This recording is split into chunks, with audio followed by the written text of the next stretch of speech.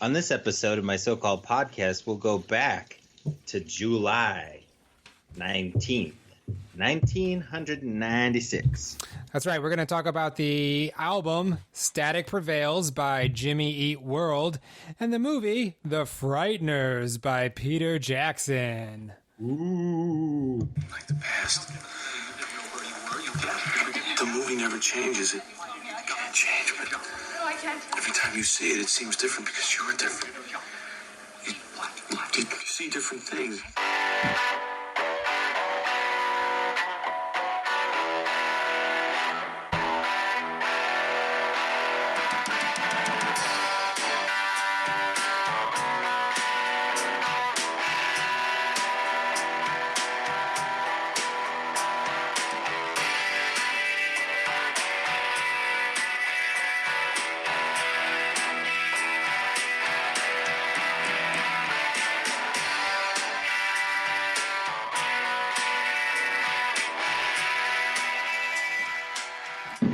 Hey, welcome back for another episode of my so-called podcast. I am your Shocktober DJ, taking you back to July 19th, 1996 on my so-called podcast. Gary, it's me, Eric. Okay. Yeah, you're Eric Spiegel. I'm Gary Linton. Spiegel. This is Gary Linton over there.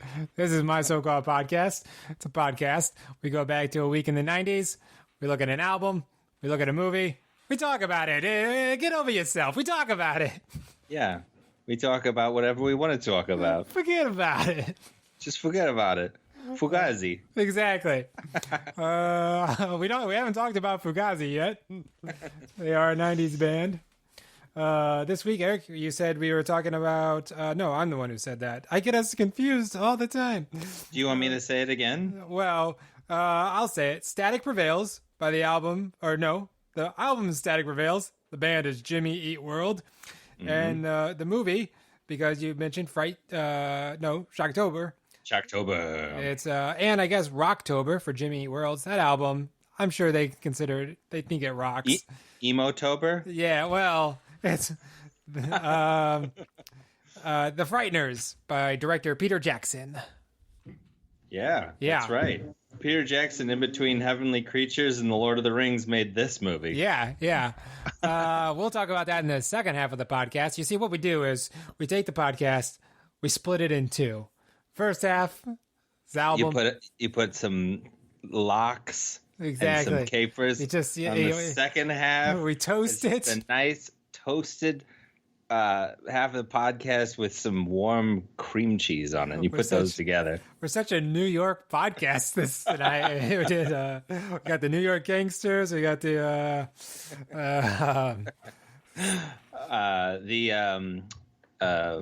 deli guy. Yeah. Yep.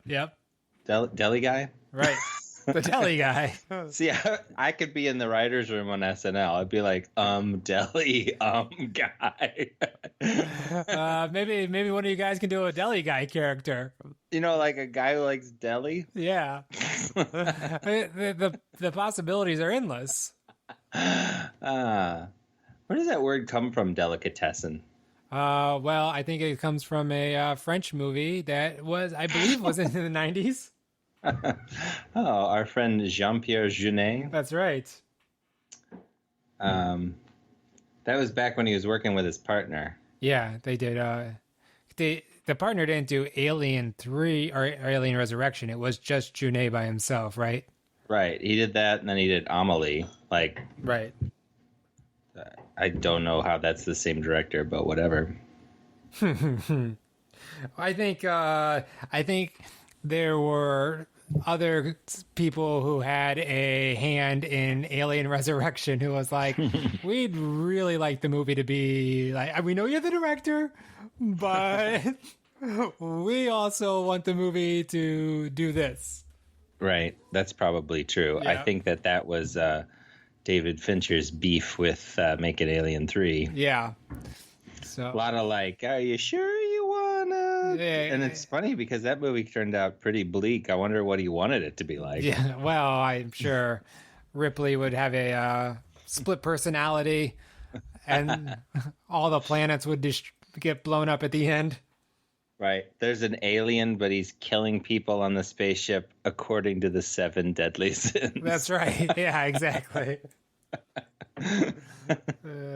Oh man, it's another one. That's my Brad Pitt impersonation. That's pretty man, good. Partner Morgan Freeman, man. What's in the box? What's in the box? Yeah. Anyway, what were we talking about? We're talking about Jimmy. Yeah. Oh, the podcast. We split it down the middle. That's right. Go ahead. No, so yeah, that's what we like to do. First off is kind of set the stage for 1996 by doing some trivia. Eric, you and I were both we had graduated senior years. We chucked the shackles of high school, and this summer we were looking forward to being the big froshes on freshmen in college. BFOC. Yeah, yep. Big froshes on campus. That's right. We had been a couple months since we went to school. Yep, yeah. June 6th was my graduation date. I remember that. June 6th, 1996. That's when we walked. So we were already done with school, but that was when we had the graduation ceremony. Where'd you have it? Queenie Park. Oh, that's nice. Yeah. We had it at our football field. Oh, okay. So that was fine. Yeah. And you walk in pairs in the walking up to the graduation. Yeah. There were people who are like chose to walk with one another, like best friends or whatnot. Yeah.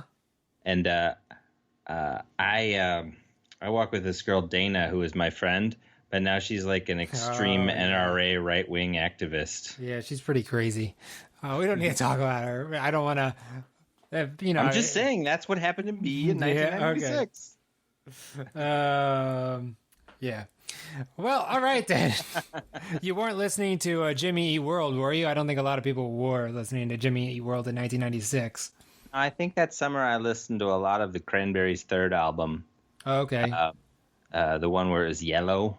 Yeah. I forget any of the songs from that one. There weren't that many hits.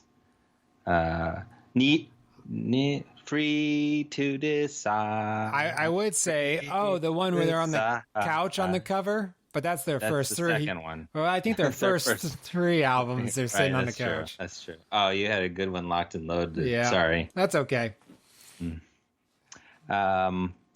Yeah. So anyway, it was the summer. I worked at a day camp. I got a sunburn right away. I wore a khaki hat most days that summer. Oh yeah. I remember your khaki hat. I'm just saying. Yeah. I went on some dates. It was a good summer. Yeah. I went to see the Frighteners in the theater. I'm pretty sure I did too. Yeah. So.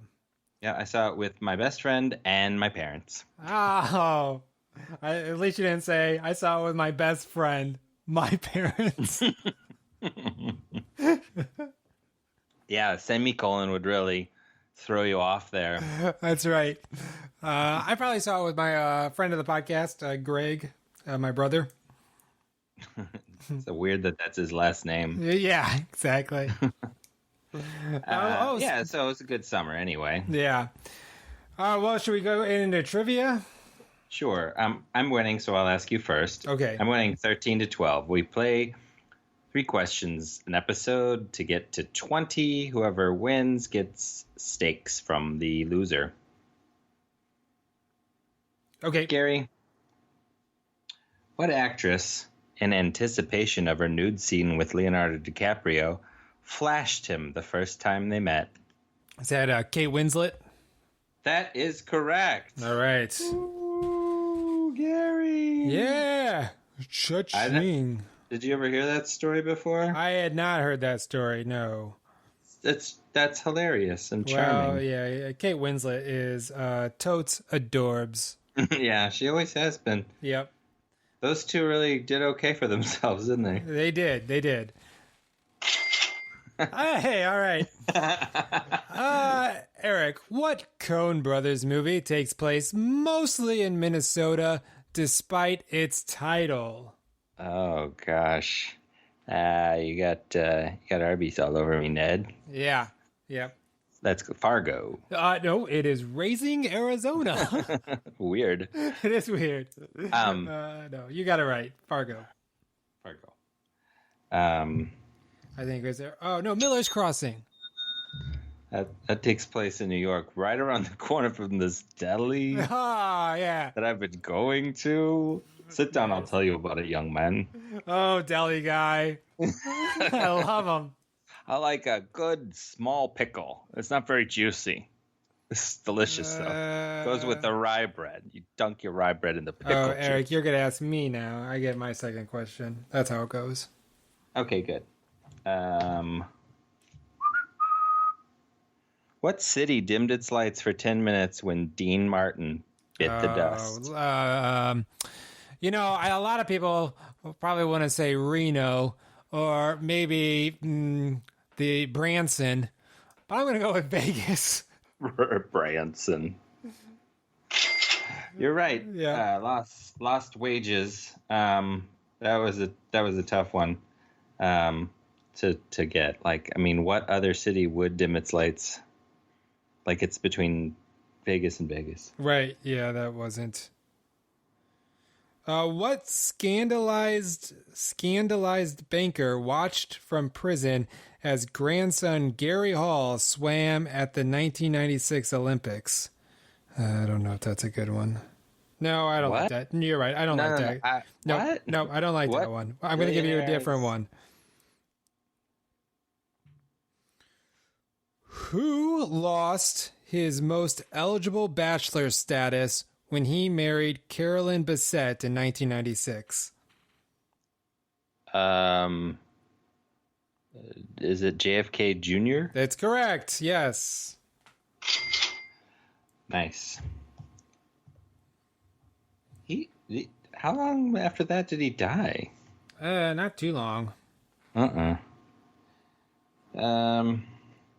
What Italian city's opera house La Fenice,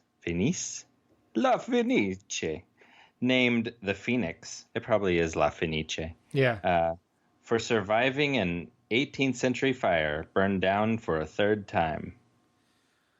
I mean, I think you'd maybe want to say Rome, but that might be too easy. So I'm gonna go with Milan or Seville, maybe Milan. Mulan? Milan. From a couple episodes ago? Yeah, exactly. Milan, or whatever. That is not correct. Okay. The answer here. That would be right, but wrong would be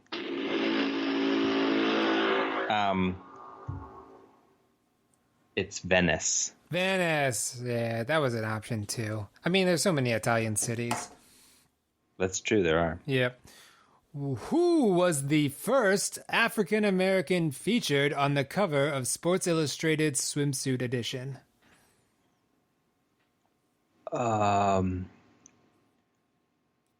What's her name? Judges? They'll allow it. I'm going to try to come up with the one from the America's Next Top Model. Her name is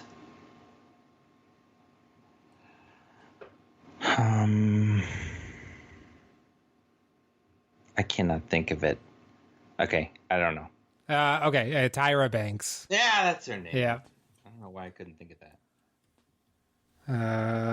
Well, that. you got that. One more for you? That was wrong. I got two. You got two. We both got two. Okay. I don't think I got two. I think I got one. You did. No, you got Fargo, and you got JFK Jr. Oh, okay. That's true. So now So you listener, you're in a 1996 state of mind, like Billy Joel sang that song, a 1996 state of mind. And now we're going to tell you the singles that were burning up the charts to get you into the mood of, oh yeah, that's what I would have been listening to when Jimmy Eat World released Static Prevails onto the world, Yep. Yep. Eric, you are going to handle that list this episode. Oh, really? I thought I was going to do an either or. No, you're right. I'm handling that list. Thanks for keeping me in check, Eric. No, that's why we were co-hosts. So, yeah. Yep. Number 10. You're my co-host. That's what you meant. That's right. Number 10 that week was Because You Loved Me by Celine Dion. The theme from Up Close and Personal. Okay. Number 9, Change the World by Eric Clapton. The theme from Phenomenon. Okay. Number 8, Come On, Ride That, Come In and Ride It, The Train by Quad City DJs. The advertising jingle by Amtrak. Yep. Number 7, I Can't Sleep, Baby, If I, by somebody who we really don't talk about anymore on this podcast. Oh, that person comes up a lot. He does, yeah. He was a big, yep. Number 6, Twisted by Keith Sweat. Right. Yep. I don't know that one. I don't know that one either. Number 5, The Crossroads by Bones Thugs. Bone. Thugs in Harmony. Bone Thugs in Harmony. Did they have more than one song? I think they did have 2 songs that I remember. What was their deal? Yeah, well, they were Bone Thugs in Harmony. Number 4 was the Macarena Bayside Boys mix by Los Del Rios of the River. That's a lot of words to say the Macarena. Yeah, exactly. I want to make sure that the Bayside Boys get their credit for their mix. That was the hit version. Yep. Also, then, like a lot of weeks following number 4 is number 3. And number 3 this week was Give Me One Reason by Tracy Chapman. Yep. I know a lot of people like Tracy Chapman. I never really cared for Tracy Chapman. I like some of her stuff. I don't like that song very much. No. She has some good songs. Yeah. I know Give Me One Reason and Fast Car were her 2 big hits, and I didn't care for either of those. Well, I could say that I agree with you that you are not a fan of Tracy Chapman. Yeah, all right. Thank God. We got a consensus on something. Number 2 is You're Making Me High by Tony Braxton. Is this You're Making Me High / Let It Flow? I don't know what that... I think Let It Flow is probably the B-side. Oh, okay. Well, why don't the other ones have B-sides? Because it was a transition period for the record companies, I guess. Fair enough. Tony Braxton, queen of the 90s top 10s. Yeah, she ruled the 90s. And I think I saw something where she just came out with a new album. I think she's still recording. Good for her, Tony. Oh, Tony Braxton would be probably like in her 60s? Yeah, I don't know. Well, I mean, it depends on how much older she is than us. Yeah, that's true. Or how old she is at all. I bet she's in her 50s then. I bet she's not 20 years older than us. Probably just 10. You don't think she was like 37 whenever this song No, I don't think so. And then... You know how many 40-year-olds get their first song on MTV? Right. 0. Yeah. Number 1 that week was California Love, Tupac featuring Dr. Dre and Roger Troutman. Who the hell is Roger Troutman? Roger Troutman. Start a hashtag. Who is Richard Troutman? It was Roger Troutman. Sorry. You've already forgotten him. Poor guy. He can't even stay in my brain for 10 seconds. That's right. I don't think I've ever read that. I mean, I know California Love. I don't think I've ever saw it featuring Dr. Dre and Roger Troutman. Is it like Trout Man? Like he's a fish person? It is, yeah. Troutman. Troutman. What? I wonder if that was his accountant. Tupac's accountant. Let's see. He's a funk, electro funk, G-funk musician, songwriter, producer. Maybe it's because of the sample. Oh, I don't know. Maybe. Sounds like though. Maybe he's I think he used a custom-made talk box and the Electro Harmonics Golden Throat through a Moog Mini Moog. So probably that. In the city. Oh, okay. City. That's Robert Troutman. Roger Troutman. I'm gonna try. I'm gonna remember this guy for sure. Yeah, I don't think so. I'll quiz you at the end of the podcast to see if you remember who it was. Troutman performed vocals on Tupac and Dr. Dre's single "California Love." Oh, he wasn't even sampled on it. He performed those. He did that. Nice. The singing. So he sings a good chunk of that song. Well, all right, there you go. Hey, you know what, folks? You come for the 90s nostalgia, but you learn about Roger Troutman. That's why you stay. So, next time I'm like at a record store, I'm going to ask for like California Love by Roger Troutman. Featuring, yeah. Or first, just ask about Roger Troutman. They're like, which one? You know, California Love featuring, or by Roger Troutman featuring Tupac? Roger Troutman. Get that hashtag going, people. Yep. Hashtag who is Roger Troutman? He's got I'm going to write him in this year's presidential. He's got. Please. Oh, Gary, it's not the year for that. Okay. Please don't do that. All right, I'll keep my vote for Yeezy. Not on the ballot here. No, dang. So, Gary. Yes, Eric. Start talk of an album by asking each other either or type questions. Yes, we do. We've done that in the past. Let's keep that tradition going. I'll be asking you now. Okay. Gary, most people, like me, first became aware of Jimmy Eat World in 2001 when they had a song that was very catchy. It was on the radio, and on MTV it was a party with teenagers in their underwear. Yeah. The Middle was the name of that song. That's correct. Everybody's pretty familiar with The Middle and how it sounds. It's a big hit. It's a big hit, yeah.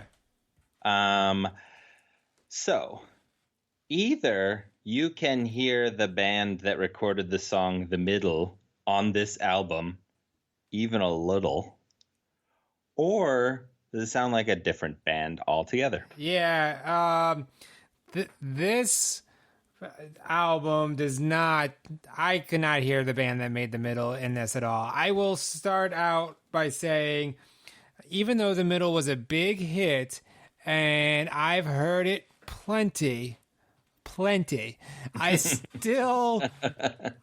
don't turn it off. Like, if you're listening to like a playlist and it comes on, or I'll still listen to it. I'll be like, yeah, I enjoy this. It just takes some time. Little girl, you're in the middle of the line. Mm-hmm. It's like, yeah. I like that song. I like it too. I hated this album. From the very first note, I was like, oh my God. And he's screaming. I was like, oh, what are we doing with I've made bad choices. I don't want to listen to this album.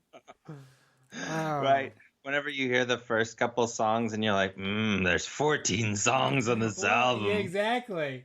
And that's the bonus track version. I think is the only version you can stream now. Right, so I didn't know if the bonus track was 1 or 2, so I just had to listen to those Exactly.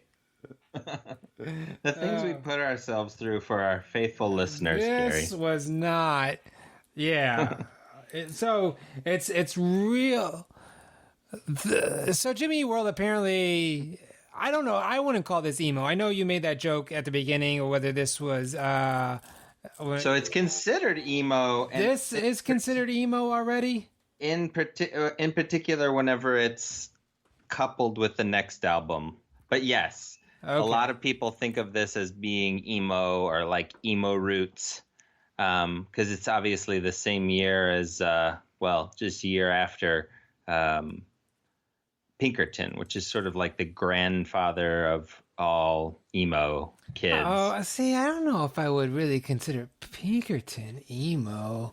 I mean, like Sunny Day Real Estate is, and I mean, I think like the middle. My Chemical Romance. My Chemical, yeah. I don't know these bands. Okay.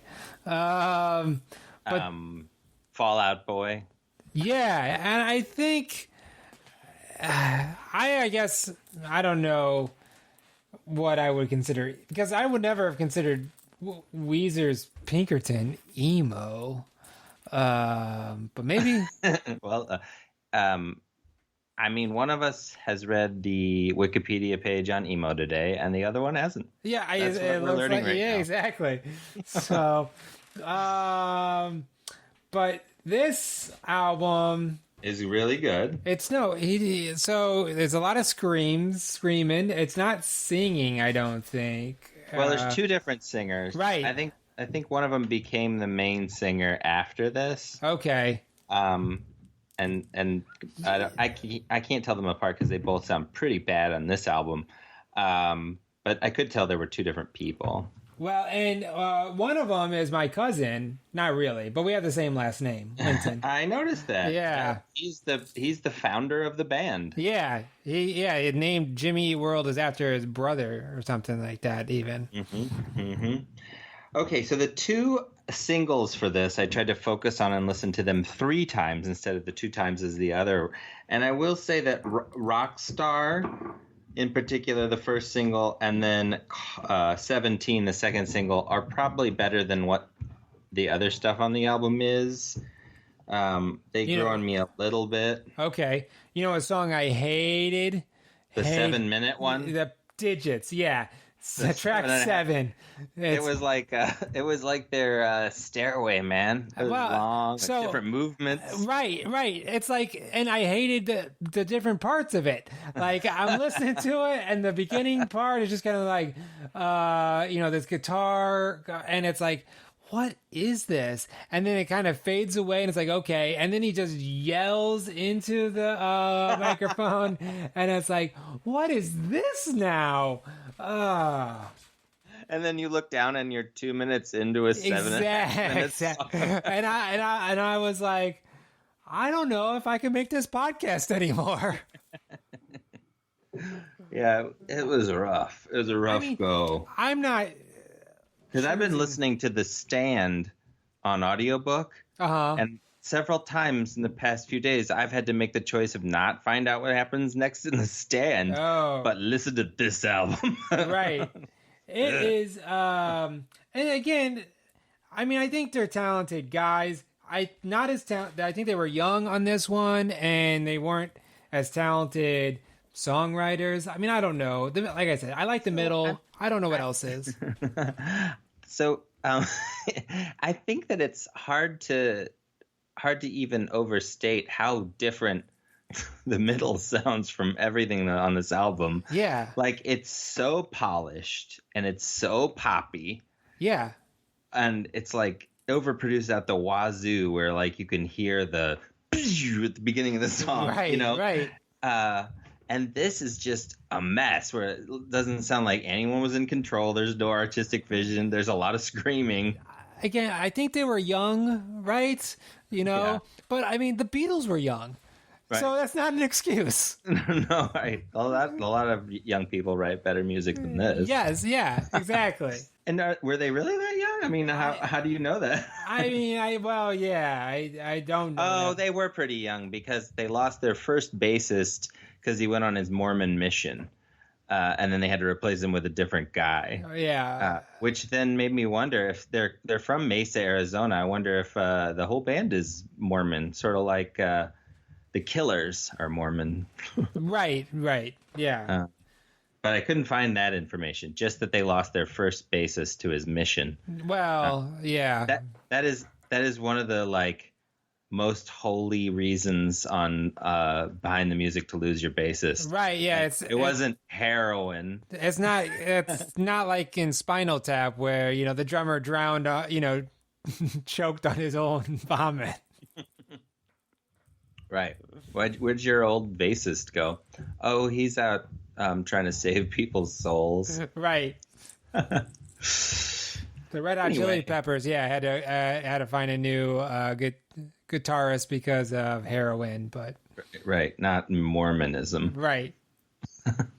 Although I'm sure they were kind of bummed.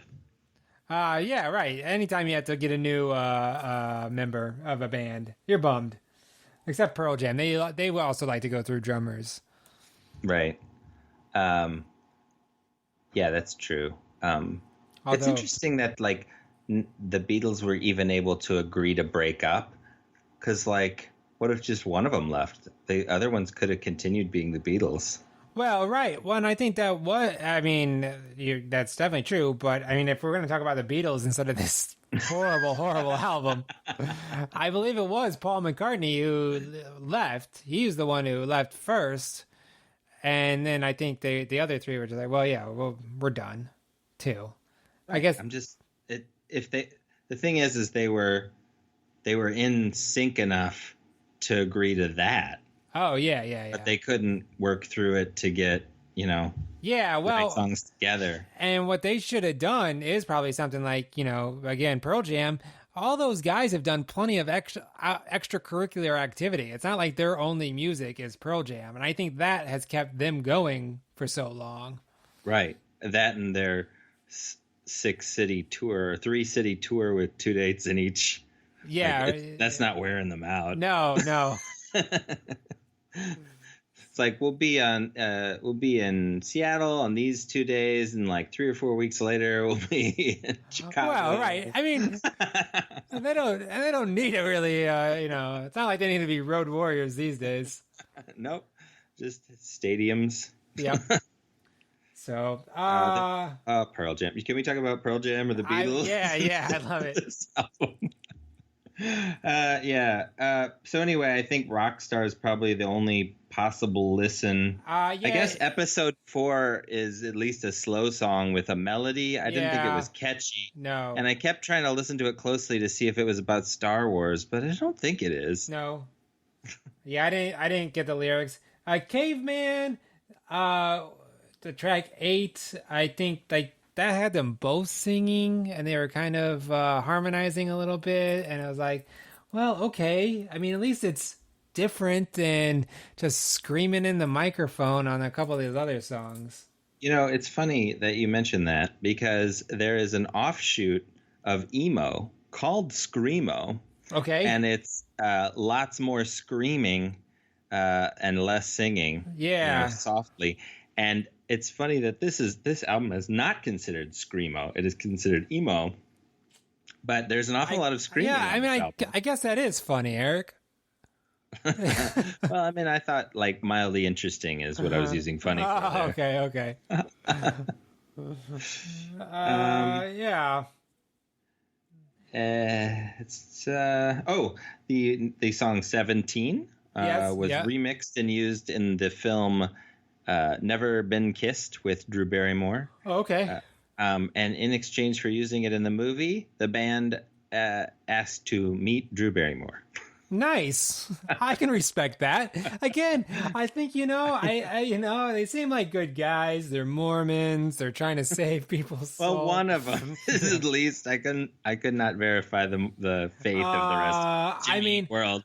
And the the message behind the middle is, you're only in the middle. It takes some time. It gets better. I think is a good message in a rock and roll song. But everything will be all right. yeah. Eventually. Nice. Yeah. I mean, especially when you're talking to high schoolers who are having being like, "Oh, high school sucks," and it's like, look, you're in the middle of the line. Everything will be all right. Right. Because once you're in a retirement home at the end of the line, things are the best. No, that's yeah.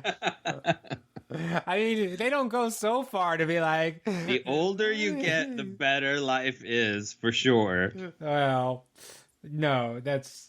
I mean, there's an awful lot of movies about like that very subject, like coming of age and knowing that you're going to be something different than you are right now in high school and whatever. We need more movies about people that are like 87 years old, like thinking about death every day. Cocoon?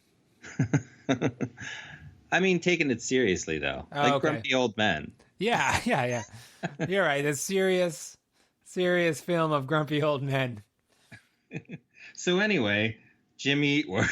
Jimmy Eat World. I mean, it's their first album. I guess it was their second. It was their major label debut. They apparently had it. So that's the other thing about this is that major label debut, they were Capitol Records, and they recorded this thing in Sound City in LA. Like, that's top of the line. Yeah. So a big record company was like, you can have the best of the best to record your next album. And it sounded like this. Yeah.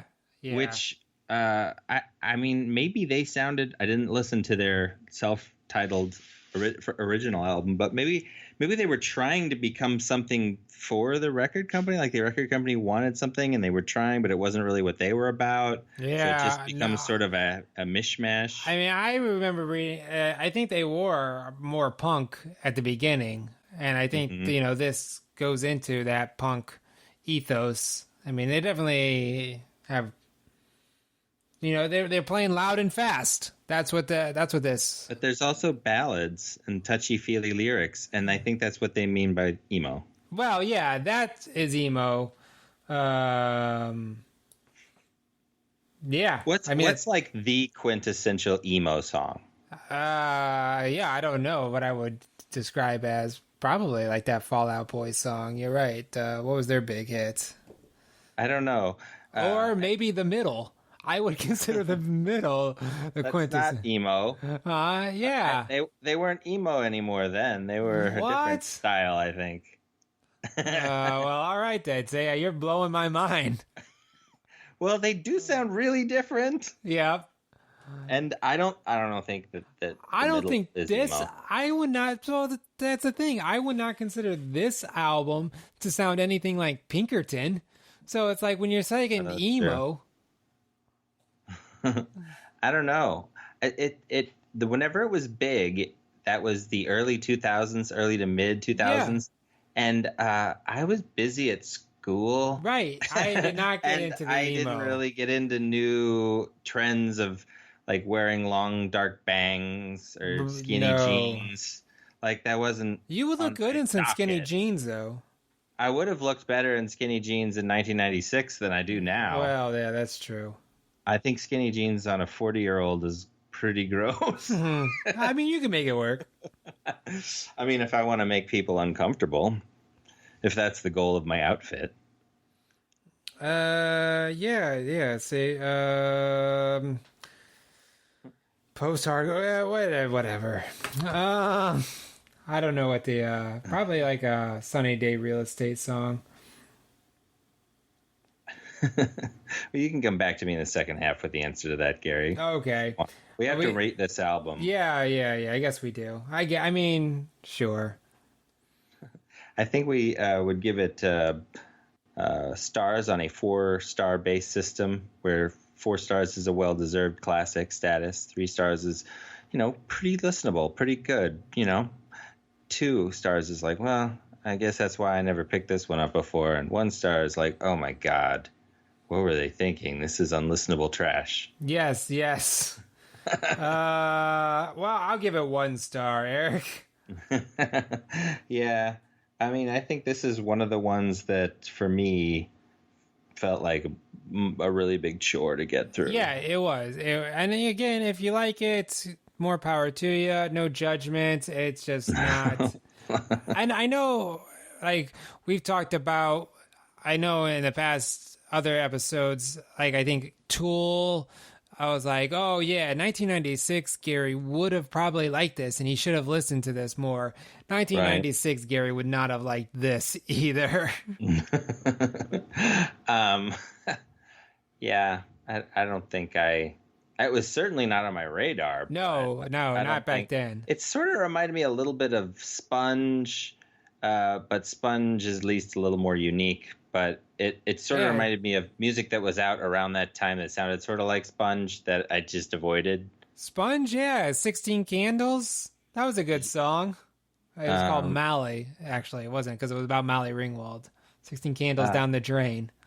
16 Candles Down the Drain because she's old now, or? No, I don't. Doesn't she know the older you get, the better life is? That's true. She should talk to Jimmy Eat World. That's right. What was Sponge's other big album song? In a world of human wreckage. Yeah, that's it. Yep. That's their. Yeah, they only have that. Do they only have that one album? I guess. Yeah. But do you know what I mean by some of this is sort of spongy? Maybe. Like it would fit in that sort of corporate imitation of grunge bands kind of a thing. Yeah. That's probably why they got that record deal. Probably, yeah. I guess. But it was, they were a few years late. Yeah, they were, yeah. Because really, at this point, people were turning their eyes towards the Spice Girls and the NSYNC boys. In '96, yeah. That was the turning point. Because I think I heard the Spice Girls like at the end of the year '96. Yeah, it was freshman year of college. Yeah, when I saw the Spice Girls video, I remember that. So yeah, they weren't looking. They shouldn't have been looking for the next Nirvana. They should have been looking for the next, I don't know, Robbie Williams or something. That's right. Well. If you had a time machine. So yeah, 1 star. 1 star. We can take a break and come back and talk at you about Peter Jackson's The Frighteners. Yeah, we'll be right back. There has been a destructive force unleashed on this town such as I have never seen.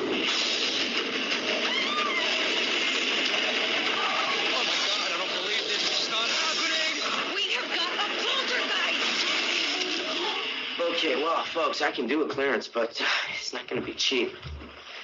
Although I do offer a 6-month guarantee. That fellow takes us totally for granted. Hey, Stuart, in or out, huh?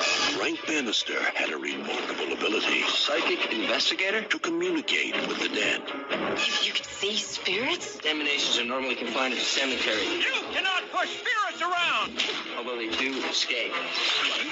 And an uncanny knack. We're going to scare the living daylights out of your parents. For making the profit. Hey, welcome back to my so-called podcast. I hope you all enjoyed that break. I certainly did. Oh, shortly. I enjoyed the break. I mean, It was good, refreshing. Yeah. My legs. I got a water. So you heard. Did you notice that was an old enough trailer that had Don LaFontaine in it? Trailer voice guy. Oh yeah, no, I didn't notice that, but I mean, yeah, he was still alive in 19. Frank Bannister. But they've changed the way that they do trailers nowadays. There's no trailer voice guy anymore. Well, yeah, he passed away. But that's not why they stopped doing it. I think so. They're like, shit, they can't come up with another dude. We'll have to come up with change the whole marketing strategy. That's right. That's correct. We're going to have to take a song and ironically slow it down. Yeah. And have that over the second half. We need to have lots of... I want to go see whatever movie you're talking about right now. Every trailer is what I'm talking about. You got me hooked. Yeah, that was the trailer for Peter Jackson's 1996. I'll say it, opus, The Frighteners. Would you go so far as magnum opus? Yes, I would. Magnum cum laude opus. Magnum PI. Yeah, exactly.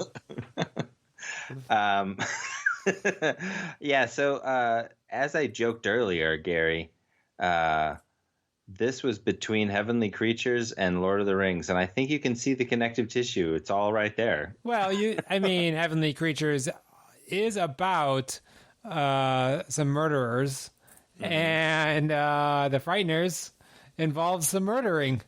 Right, and lots of people die in those Lord of the Rings. That's true. That's true. Should we talk about what was out at the movie theaters? Yeah, we should. So you could go see The Frighteners. Okay. I guess, Yep. but you don't have to. There's other stuff out. Like, for example, if you missed it in June, you could go see Eraser with Arnold Schwarzenegger and Vanessa Williams, yep. Yeah, that's number 10. Number 9, The Hunchback of Notre Dame, starring Tom Hulce, I think, and Demi Moore, maybe Kevin Kline. I'm not sure. I might be wrong about Tom Hulce too. No, he's the voice of Quasimodo and Demi Moore, and yeah, you're right. Or if you didn't want to go see that, you could go see Shaquille O'Neal as a genie in the movie Kazam. Kazam. And if that's not your brand of comedy, you could go see Michael Keaton in Multiplicity. Yeah, I like that one. Number 6, I think maybe Jamie Foxx and possibly Stephen Baldwin are in Fled together, maybe. I mean, it's possible. Number 5 is the movie you went and saw, The Frighteners. Yeah. Kazam, Multiplicity, Fled, and The Frighteners all came out this weekend, and it was the Atlanta Olympics, so box office was down across the board. Number 4 is The Nutty Professor 1, starring Eddie Murphy, and Eddie Murphy. Oh, yeah. And number 3 is Courage Under Fire, starring Meg Ryan. Denzel Washington? And maybe Lou Diamond Phillips, perhaps? No, I mean, isn't... Cuba Gooding Jr.? Maybe. Matt Damon. Oh, yeah, Matt Damon. But isn't somebody having her on trial?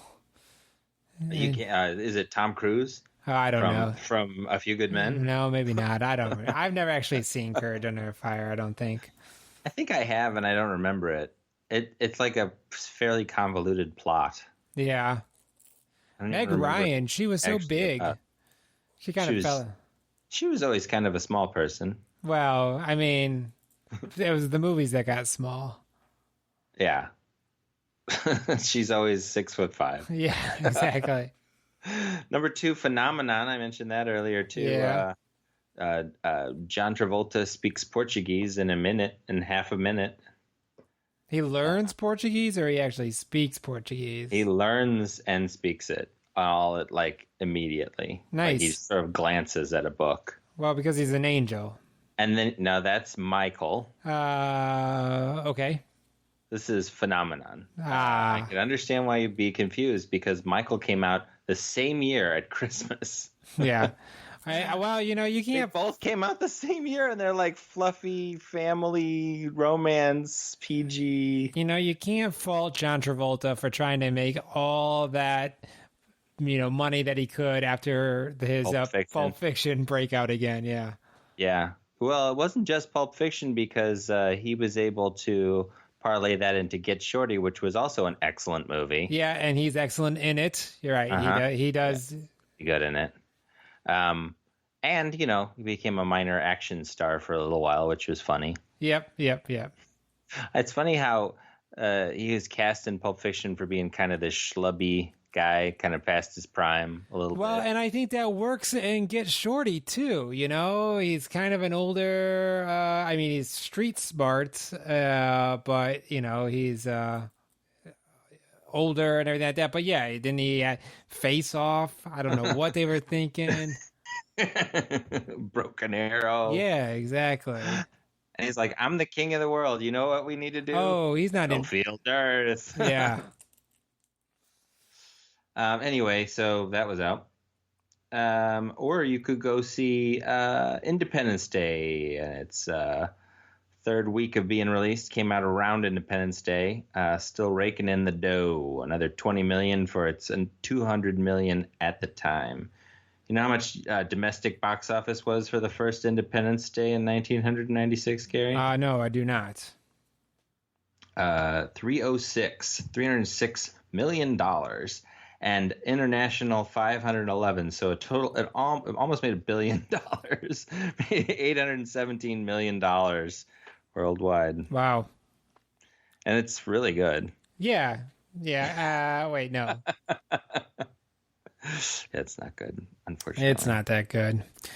Okay, well, yeah, that was the top 10 movies, and you could have went and saw any of them, but we went and saw, well, I saw Independence Day also. I saw a lot of those, actually. Yeah. I didn't go see Kazam. No, neither did I. I did go see this movie. Same. I saw Eraser. I saw Multiplicity. I saw Independence Day. Yep. I don't think I saw The Hunchback of Notre Dame. I did. I mean, I have seen it. I didn't go see it in the theaters, though. Right. No, I went to see it. Okay. I went to see Hercules in the theater, too, but that's were the last two that I went to see in the theater. It was sort of my dwindling interest in Disney things by that period. I think Pocahontas, was that the year before? I saw that one in the theater. But yeah, Pocahontas was that was the last one. Summer of 95, summer of my first car. Well, all right. We're talking about the Frighteners. What are we talking about? The Frighteners. So Peter Jackson originally wrote this a segment in the Twilight Zone movie or show. Robert Zemeckis thought it was so good that he wanted it to be a full feature movie. Eric, either Bob Zemeckis made the right call to have this be a full-length movie, or it would have maybe been better as a shorter Twilight Zone episode. So are we talking Twilight Zone or like Amazing Stories? I think it was. I remember reading that it was supposed to be a Twilight Zone, but I know they remade that movie. They did a Twilight Zone. Oh no, maybe it was Tales from the Crypt. Tales from the Crypt. Yeah. Yes. So Peter Jackson is sitting around writing Tales from the Crypts after he made Heavenly Creatures? Well, you gotta imagine that Heavenly Creatures was kind of an anomaly. This is the guy that did Meet the Feebles. I know. He also did what was the other one called? Bad Taste. Bad Taste. Yeah. Where there's fast food that's made of people eaten by aliens, I think. Right. So, right. And Dead Alive. Yeah. No, you're right. Dead Alive was the one I was thinking. So that's where he kills a bunch of zombies with a lawnmower. Right. So yeah, he made Dead Alive, and then he made Heavenly Creatures, which is not the kind of movie that you would expect to come from Peter Jackson. But then he makes this, which is kind of again in the same vein as a Peter Jackson film. So yeah, I don't think this is too far of a stretch, especially Tales from the Crypt. I mean, this was before he did Lord of the Rings. Right. And I think that's the thing that's really confusing to me is what did people see in this that they were like, Lord of the Rings, that's our guy? Well, I think he went and really sold himself to be in Lord of the Rings. He was like, look, I can make this. I can do it. I know this. I'm going to make it. It'll be great. But, I mean, I guess, but let's get back to the Frighteners. And do you think it works as a feature-length movie, or maybe would have been a little stronger as a shorter Tales from the Crypt? I don't know. I mean, so Tales from the Crypt are only like 30 minutes long, and I don't know what the story you would tell in 30 minutes like this would be. I mean, there's, I guess, more than one story here. There's the story of Michael J. Fox's Frank Bannister. character, Frank Bannister, who can see some ghosts, and they're kind of his buddies, and he has them haunt places so that he can make money by, exorcising them from the property or whatever. That's a concept. And then there's also this concept of he can see numbers on people's foreheads, and it becomes slowly obvious over the movie that it's the next person to die of a serial killer. And so he becomes sort of intertwined with the serial killer because he's trying to stop him, but then people think he is the serial killer. So that's another idea that's in it. Sort of. Yeah, and those two that, things I imagine would have those been two things are kind of mushed together. Yeah. Right? That was probably the main driving force, I felt like. I feel like I may probably say this all the time, but my take on it is still the same, is that I wanted it to either be funnier or I wanted it to be scarier. Yeah. But it didn't really end up committing to either.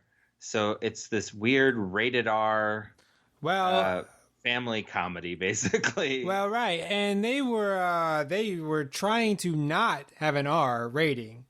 Okay. So I think that's fairly obvious. Yeah, but at the MPAA came back and said it's R, and they even cut some stuff down again, and they're like, no, we still think it's an R rating, and they're like, come on, and so I don't think they couldn't do too much, but they were trying to make it a PG-13 film. Why is it R? I don't know why they called that. They didn't, and Peter Jackson, when they were like, okay, well, it's R-rated, that's what it is. Peter Jackson went back and, when Jeffrey Combs dies at the end, it made that more gruesome. Like, he wasn't originally supposed to have his head blow off.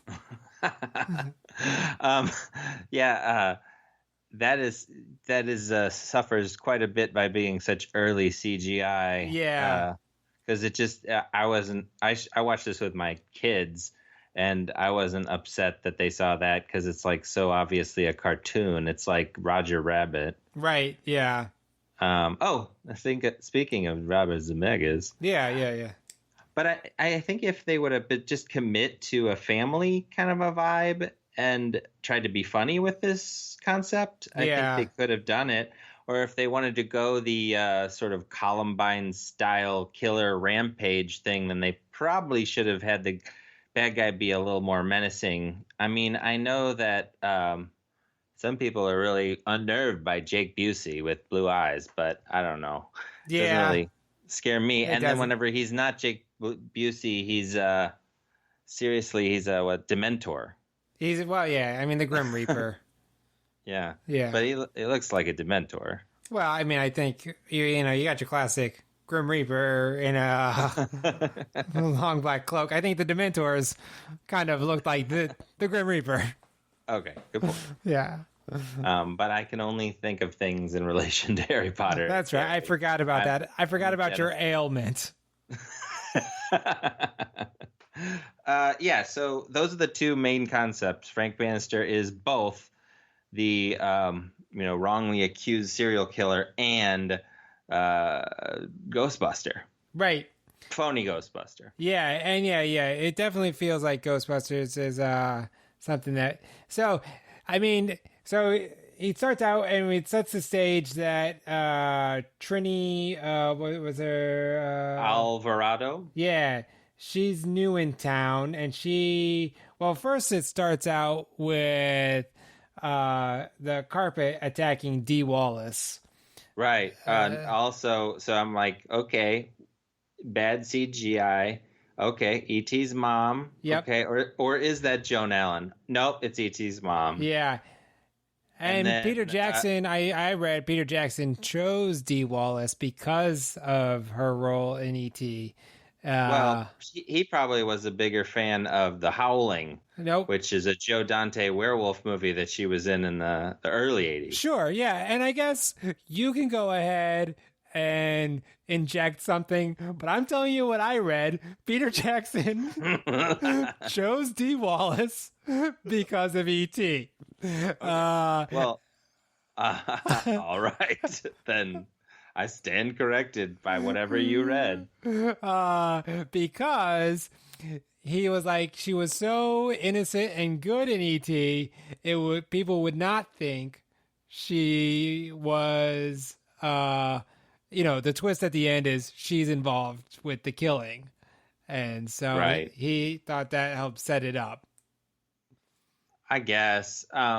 I guess it's a little twisty. I can't remember not knowing that because I remembered it from the first time I watched it, which was in the theaters. Yeah. I feel like, I either want a lot more of his two buddies that help him, the ghosts. Shy McBride and, I don't know who the other actor was. Or I want a lot more of a menacing killer that's like more violent and stuff, like one or the other. Yeah. And I'm not sure that Michael J. Fox is the right person for the edgy movie.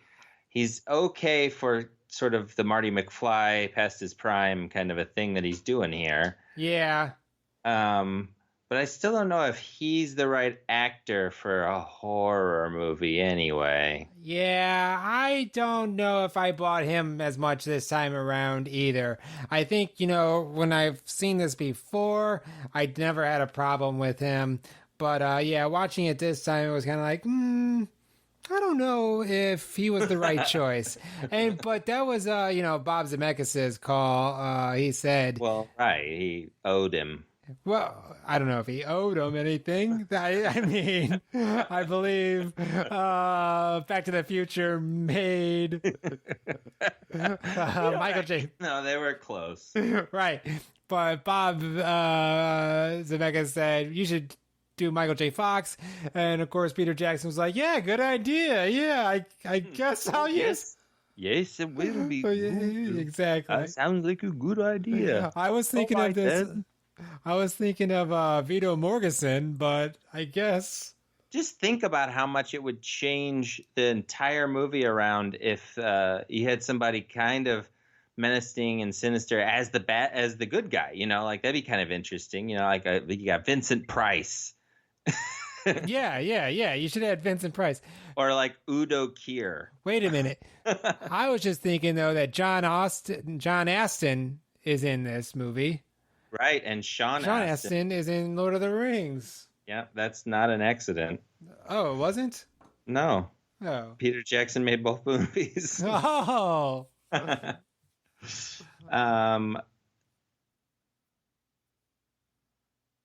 So Universal was so impressed with Jackson's rough cut on the Frighteners, the studio moved the theatrical release date up by 3 months. But that was a mistake because... Right, because it's number one. Go ahead. I mean, it's a Halloween... It should have been in Halloween.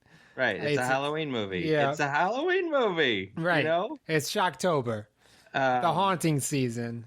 And also, I think maybe we could have used a little bit more time in post. Yeah, that's true.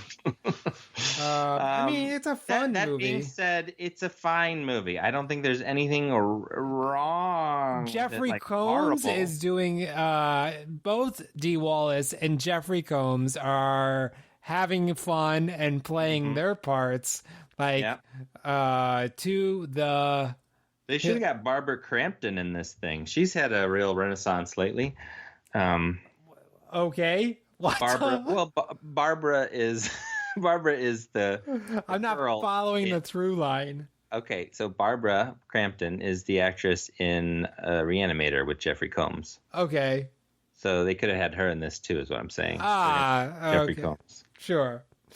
Yeah, because they're a duo. They work together. They're always together, right? So I can't remember if Barbara was in Castle Freak. I think it was pretty interesting the way the movie was like, okay, we introduced our love interest for our hero, but she's married. How are we going to get out of this one? Oh, look, he's dead. Yeah. And it's like, well, we have to make him really unlikable so that you won't mind that he's dead. Yeah, it is Barbara Crampton and Castle Freak as well. So they are a duo. Yeah, well, only when they were working with. They're in, and they're both in From Beyond as well. So they were in 3 horror movies together. Well, right, and Peter Jackson, of course, I'm sure didn't want to just be like, "Oh, look, I'm a Kiwi, Gordon, Stuart Gordon." I'd have somebody like Jude Law as the main character, but like balding like he was in Road to Perdition. Yes. And then you have Barbara Crampton in the Dee Wallace role. Uh-huh. Oh, no, better yet, just make Jeffrey Combs the Frightener guy. He could have more. He would have, yeah.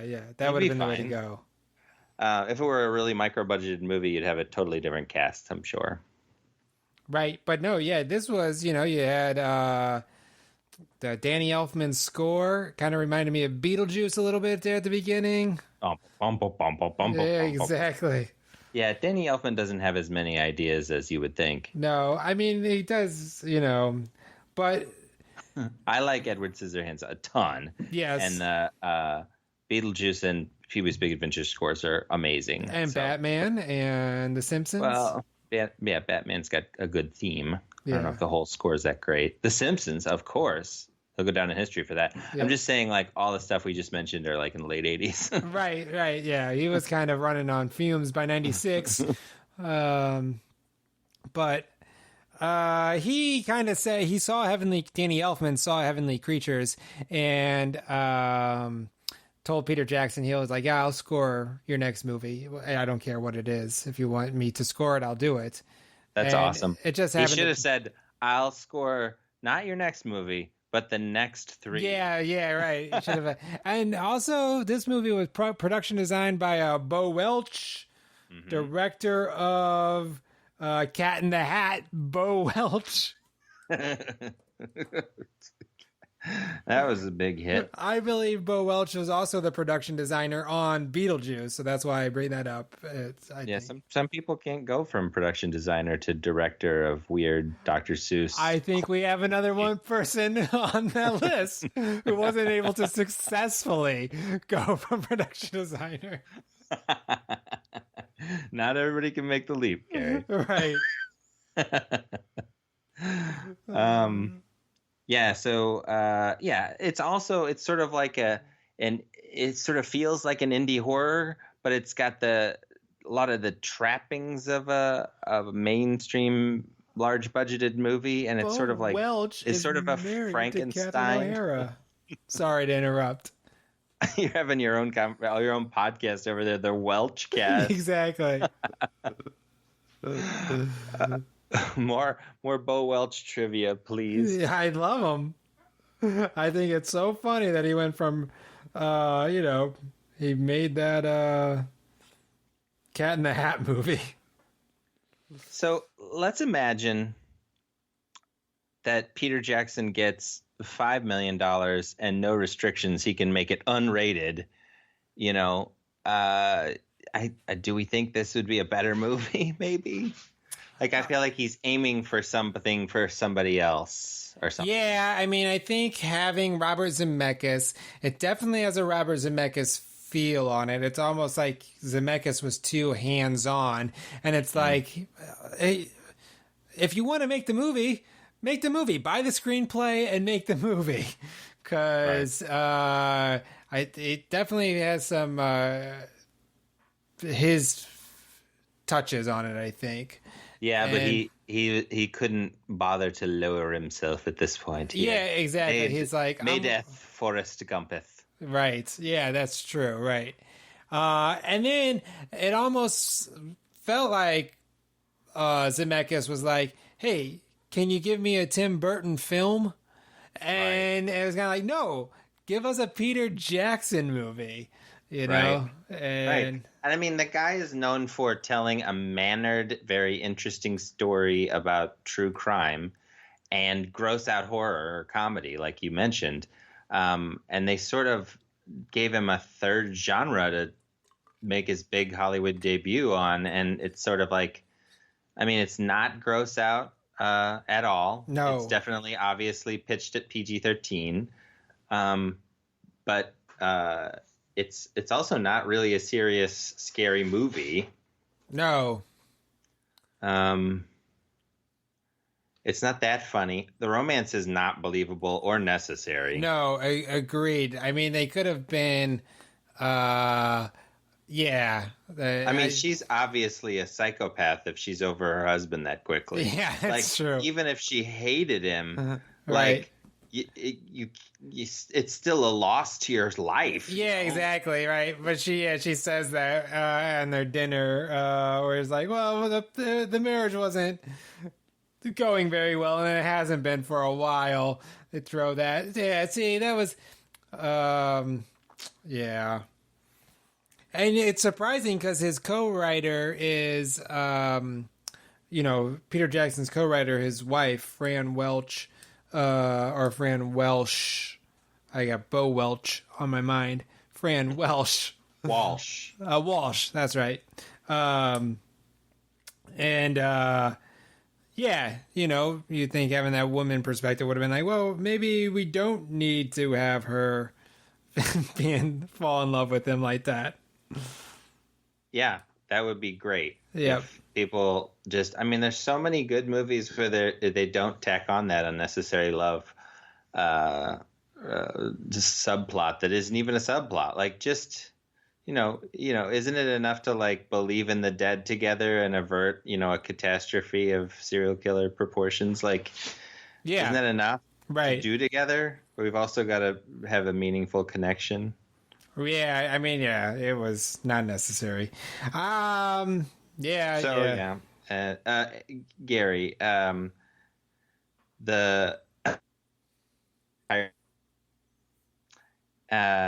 Zemeckis and Universal agreed on the condition that Jackson make New Zealand look similar to the Midwestern United States. Oh, well. Gary, did you feel like this was filmed in the Midwestern United States? No, I did not. I don't know of what Midwestern United States is on an island that you can see the ocean from. Because, I mean, there's clearly parts where they're driving and you're like, oh, that's the ocean behind them. There they are in the Midwestern United States. Exactly. Obviously.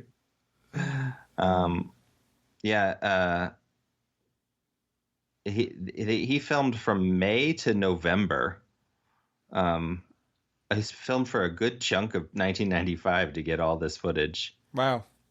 Seems very luxurious for this kind of movie. Yeah, I agree. And this is the movie that Michael Jackson was like, I don't want to make movies anymore. I'm going to just make Spin City TV show.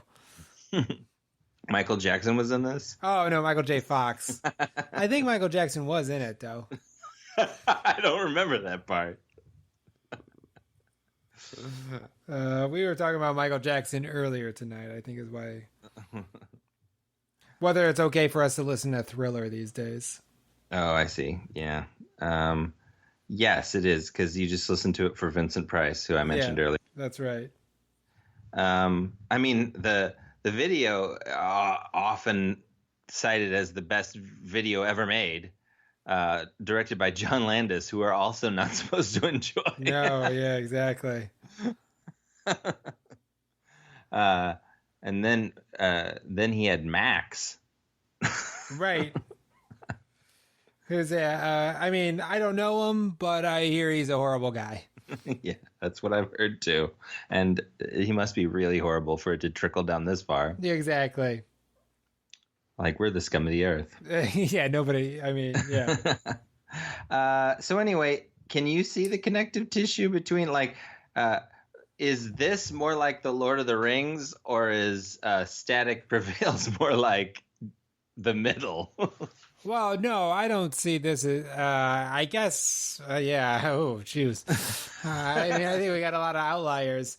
I mean, I can see this as, again, I can see kind of a through line for Bad Taste and Dead Alive in the Frighteners. but no, I don't. I mean, I don't know if the Frighteners leads right into Lord of the Rings. So, Yeah, I don't think so. Like it's just mystifying for me what of this made that happen. But maybe there's a whole story there. And the thing is like Peter Jackson since then something broke him. He got broken again. well, Like, this isn't that great. And those Lord of the Rings movies are great, but then like the Hobbit movies aren't good. He made the Lovely Bones into a movie, which is not supposed to be very good. King Kong. Oh, King Kong is okay, I think. Yeah. That's true. That's okay. It's definitely extravagant, though. Like, nobody needed a 3-hour King Kong. Well, yeah, yeah. And those Hobbit movies. I didn't even watch them. I went to see all of them. It was sort of like the prequels. I just kept hoping they get better. And they do kind of get better, but not better enough to be like a good movie. Well, I mean, the whole premise is, okay, we're going to take a book that's shorter than, any of the Lord of the Rings, and we're going to expand that to 3 movies is pretty ridiculous. Right. Just because it worked before with 3 books. Yeah, anyway. Exactly. We're not talking about the Hobbit movies. We're talking about the Frighteners. Talking about the Frighteners. Essentially, yeah, I think we've included all the people. There are people who are dying in the city, right? And they have numbers carved into their foreheads when they're found. And Michael J. Fox can see the numbers before the person dies.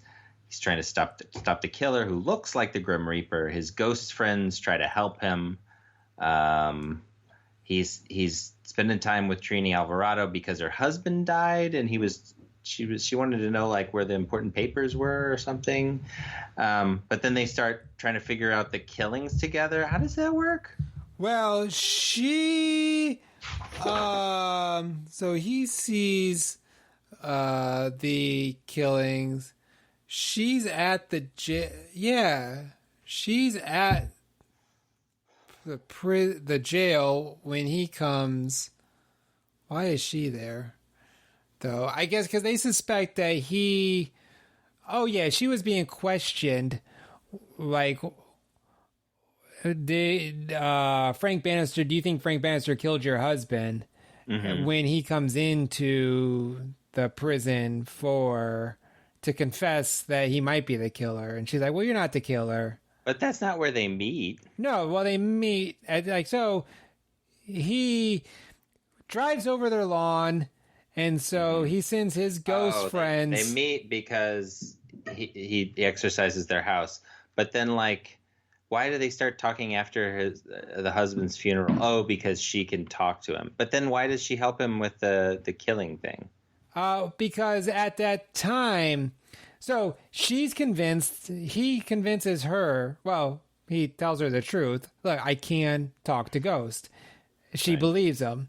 And then, so she's at the police, the precinct, the police office, because they're interviewing her, Melanie Lewinsky.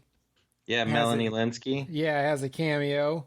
Yeah, and Trini Alvarado's character's last name is Linsky. Yep. After from Heavenly Creatures, and he comes in and says, "I don't know. I think I'm crazy." Because oh man, that's really funny. Jeffrey Combs is describing Michael J. Fox as being this wily, hyper intelligent. Yeah, he'll exactly. Slip into the woodwork. He'll never know where he was, and he's just, in the meantime, out of focus in the background. He's just walking in slowly. Yeah. That's a good one. And so she's like, "No, you're not. You're not crazy. You didn't do this.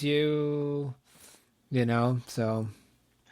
And his buddies help him out at a sort of like a museum auction charity event. Well, that happens before him going to prison. Yeah. Right. So, because the I didn't want to skip over my favorite line whenever one of his ghost buddies says, "But she was so young and beautiful." Whenever About the mummy? About the mummy. Yeah. Yeah, I guess. Makes me laugh. Sure. Yeah. And so he keeps seeing the numbers is why that happened there. He's like, oh, because he sees the number on the newspaper, the reporter, and he's like, "You're next," and she's like, "Are you threatening me?" Oh yeah, it's the wrongfully accused kind of a Hitchcockian thing going on at that point. Yeah. So he could have just been actually psychic, and that could have been the movie. And we could have blocked off the seeing ghosts thing, or his business, of using ghosts. Like, Yeah. You think that was added to pad out the screenplay? Yeah, who knows? And I think there was something about somebody got hurt, and that gave they had a pause. It was the director of photography. Yeah. He had a very serious car accident and had to be replaced with a different director of photography. But that gave Peter Jackson some time to work on the script while they were replacing the director of photography. Oh, well.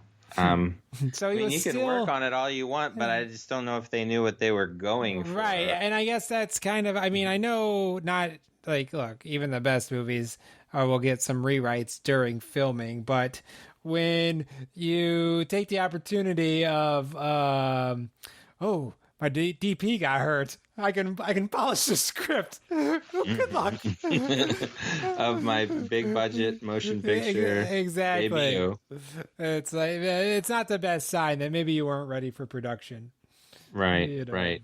Like, I'm sure there was a lot of enthusiasm, and Zemeckis was all over all the CGI characters. Well, right. Well, and that was all done by this, Weta. Weta, yeah, is Peter Jackson's CGI firm. So, yeah, special effects firm.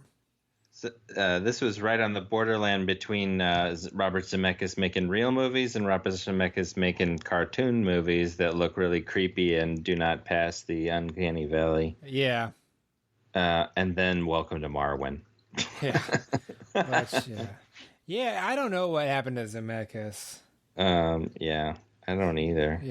He's made one of my all-time favorite movies, and he continued to, and in that franchise of Back to the Future, he delivers the goods on those. Those are enjoyable films. I love Robert Zemeckis. Who Framed Roger Rabbit? Yes. Childhood. I really like Contact a lot. I really love Castaway quite a bit. Yeah. So yeah, I like his movies a lot. Which is why I'm so disappointed by his follow-up to Castaway being The Polar Express, followed by Beowulf: A Christmas Carol. Yeah. He wanted to go play in that realm, and it's like, okay, that's fine. He made the new Witches movie, which is going to be on HBO Max later on this month. Is it HBO Max or is it a Netflix film? I believe it's a Max. Okay, I'll take your word for it. That'll be interesting. Yeah, with Anne Hathaway, right? It seems, Anne Hathaway. It looks like he has a reason to use the special effects on that one, so that'll be okay. I think it looks pretty good. Yeah, I that would probably be a good one. That would maybe be a return to form for Bob Zemeckis. Yeah, HBO Max, October 22nd, 2020. So anyway, so this is wrongfully accused thing, and then they figure out that the person killing people is this guy who, he killed 12 people back in the day. Yeah. And it was a horrible killing at the hospital. And he killed 12 people. And so we start connecting that 12 with the numbers that we're seeing on people's foreheads. And somebody's calling him, into our realm. And he's somehow more powerful. I think he actually gives all this exposition as like a face dripping down a gravestone, which is a kind of creepy visual. that's where you sort of notice the seams of like, man, that's pretty spooky. Like, what if there was more stuff like that in this movie? You know? Right. Yeah, I mean, I think, yeah. But it also has the scene where it's supposed to be funny that John Astin is trying to have sex with a mummy. Right. Like really cringeworthy stuff. Like that wouldn't be funny even if it went full comedy. But like, I just don't know who that's supposed to be for. Like the Meet the Feebles crowd, I guess. Yeah. So, yeah, I mean, I remember enjoying this movie a lot more back in the day than I did this rewatch. Yeah. And I didn't know. I think that I had heard of Peter Jackson, and I was very curious about his early works, but there was no way for me to watch them. Like the video store near my house didn't have those movies, and I think I did watch Heavenly Creatures maybe, but I was very intrigued by the fact that his other movies were so odd. So I think I was really excited to watch this, and it was a bit of a letdown for me even at the time, because I was like, I wanted it to be kind of, you know, a little forbidden or something, because it was R. I think the R is false advertising. Yeah. For a horror movie. Right. Well, you anything else you want to say, or do you want to go and rate the Frighteners? I would go ahead and rate it, I think. I don't have much else to say. Okay. 4 stars, classic movie status, you know, AFI 100. 3 stars, it's like, you know what? I forgot I had this, but it's a pretty damn good movie. That's why. 2 stars is like, did I get this as a gift, or I'm not sure. I know I didn't buy this for myself. And 1 star is like, oh my gosh, when are we going to the Goodwill next so I can take this movie to the Goodwill because I don't like it? Wow. I think I'll give it 2.5 stars. I'll give Frighteners 2.5 stars. 2.5. I think that's probably where it lives. Yes. Yeah. It's not a great movie or even a good movie, but there's nothing bad about it per se. Right. And again, I will go ahead and reiterate, Dee Wallace, Jeffrey Combs, they are hamming it up. They're having some good Jeffrey Combs' performance alone, I'm wearing a iron breastplate. Exactly. Yeah, and his haircut and his personal bubble. Yep. Yeah, I remember him quite a bit. And I remember just feeling a little confused and sort of let down by the villain, which is true in a lot of horror movies, I guess. Yeah. It's certainly better than like a slasher movie, right? Yep. It's got some personality. It's just one of those genre mashups that ends up being less than the sum of its parts. Right, yeah. It's like pick a lane. Yeah, read the room, the Frighteners. Yeah, exactly. We wanted it to be a hard R horror movie. We were so disappointed that it was jelly CGI instead of blood. Yep. I want more blood. I want squibs, Gary. I know you do, Eric. Well, all right. Thanks for listening to another episode of my so-called podcast. You did it. We did it. Let's give all ourselves a pat on the back, okay? Yay! Well, we'll be back in 2 weeks, right? Maybe. Want to go back to the night? On the next episode.